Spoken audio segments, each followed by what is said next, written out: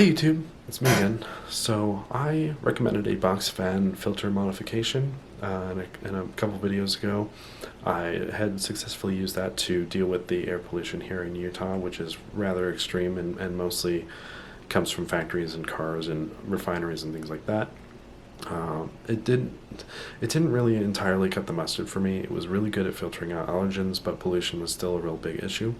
So this year, when I started my business, I realized that I'm going to have to be able to live here and not be sick for a third of the year, and I'm going to have to come up with some solution for filtering the air to where I'm not getting like sinus infections and dizziness and stuff from the pollution. So I spent an entire week researching all sorts of shit about air filtration, water filtration, blah blah blah.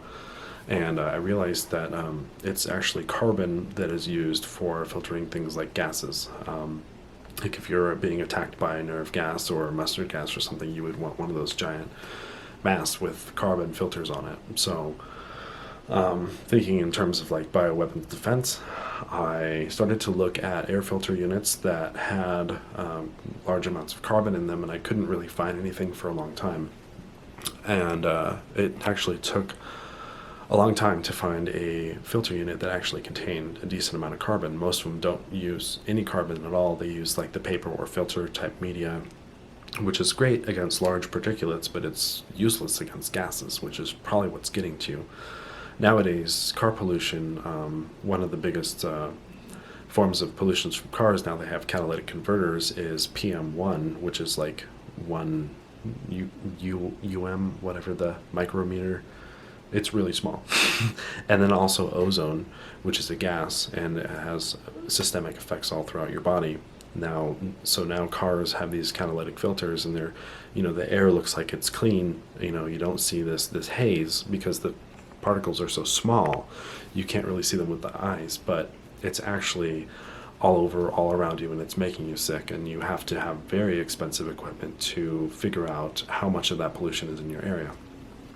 So my problem was not only finding a really good air filter that can filter out those small particles, but also finding something that can benchmark that filter and show me data of how effective is it versus what is the air quality like around me. And that was another wild goose chase, and I came across the purpleair sensoring unit, which submits data to a website with a map of anyone that's bought the unit has connected it to their Wi-Fi and is now submitting data to purpleair, so you can actually look at the air quality anywhere you live, and then go pull up someone's graph. And this person's obviously not using an air filter in their home, or this is outside. But that's not what I'm doing here. I actually have my purpleair unit right down here, a little bit away from my air filter, and so I'm trying to get a general idea of what the air quality is like in my bedroom. And then I settled on the Austin air filter unit after lots and lots of reading, and the important thing that I found out when you're looking at an air filter is not how they're marketing it, but actually look at the replacement filters first for the unit and look at how heavy they are. If they're big, they're heavy, they cost a fucking lot of money. These cost $200. They're probably a really, really good filter unit, and therefore the whole package is going to be really effective. And I have noticed that this is a graph of my data in my house. I have had fireworks going off where I live, and every night people pollute the shit out of the air.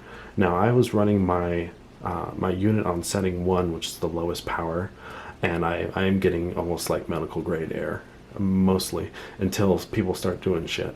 And then you'll notice it takes a long time for this to return to normal.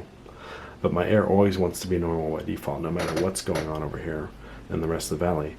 Now, so after this first little assault here, I turned it on setting 2, and you notice it's dropping faster, and it's getting cleaner faster, and it's also, the next day I had it on setting 2 as well. But then I left the house for a couple days, I had it on setting 1, and you notice that it gets polluted, but it just takes so long to clean up. So I haven't been running this filter at the highest setting, and it's been effective at giving me very high quality air. You notice, I'll show you a nearby data set from somebody. This is what their air is normally like without any kind of filtration. So I'm usually hanging out down here at all times unless something happens.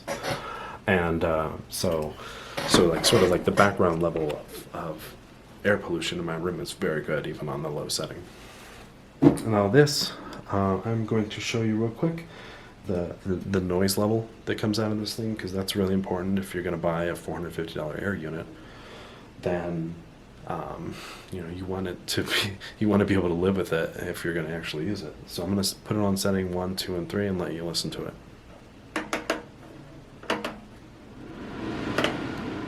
It's 1, 2. It's kind of ramping up. Totally livable. Not all that loud. Here's 3.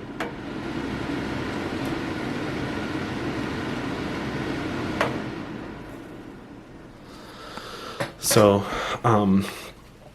it's the Austin Air unit is pretty cool because even if you have it on setting 2, you're getting really good filtration, and it's not too noisy, so you can kind of just live with that. Another cool part is that it's made in America. It's mostly steel. You know, like a majority of it is steel, so it's really durable. It's designed to last. It's really Spartan. You know, there's only a knob on it. There's no features. You don't connect it to your Wi-Fi or your smartphone or anything. It just does its job. And I actually did take it apart when I first got it and noticed that the design is very simple and serviceable. So I was really impressed with the money that I spent. So, and then the air filter has about 8 pounds of carbon. It's just this gigantic unit, and it costs like $200. But you're only going to have to replace it like maybe every couple of years or so. So it's really overbuilt. So this is my solution for the pollution here in Utah, and it's been very effective. Now, if you do not have a $450 budget and these filters are going to kill you price-wise, you could do the box fan mod using a carbon filter behind the paper filter. But the carbon filters I noticed that are for sale, that are like in a 20 by 20 size, they're not very heavy duty. And in fact, I would use 2 of them. But if you're going to use 2 of those in a stack and then a paper filter at the end of it, probably for around $100 you can have something close to as effective as what I have. So even on a budget, there's a way to get this kind of filtration.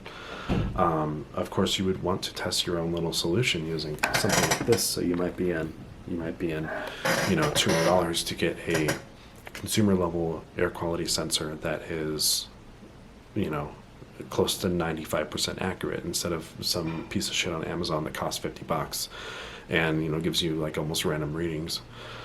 So, you know, are you really going to save like a lot of money? I don't know. But I'm really happy with the Austin Air, and I would recommend it.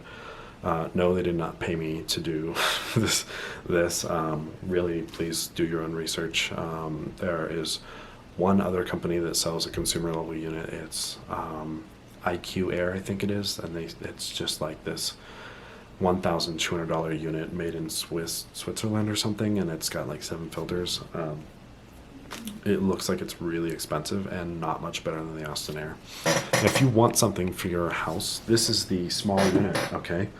The larger unit is something like 40 pounds, and it costs around $600, and you can just stick it in your house, and your house will smell like a medical office or something like that. That will work for our larger space, but this is about as small as it gets for a hardcore air filter that will work in a bedroom. So anyway, hope I've helped you out. Definitely look into Purpleair. They're a super cool company. I actually went to their headquarters and picked mine up and talked to them, and they were building their filter units, or not filter units, but sensor units, to try to have like a reasonably scientifically accurate way of showing the pollution that was next to where the owner lived. And he was trying to figure out, like, why is it that the government website that shows this data not really correlate with what's going on in his local area. And that's why we came up with that Purpleair network. So of all little sensor units, I think it's cool because you're kind of contributing to other people's knowledge by contributing to your own. So check out Purpleair, and I will talk to you later.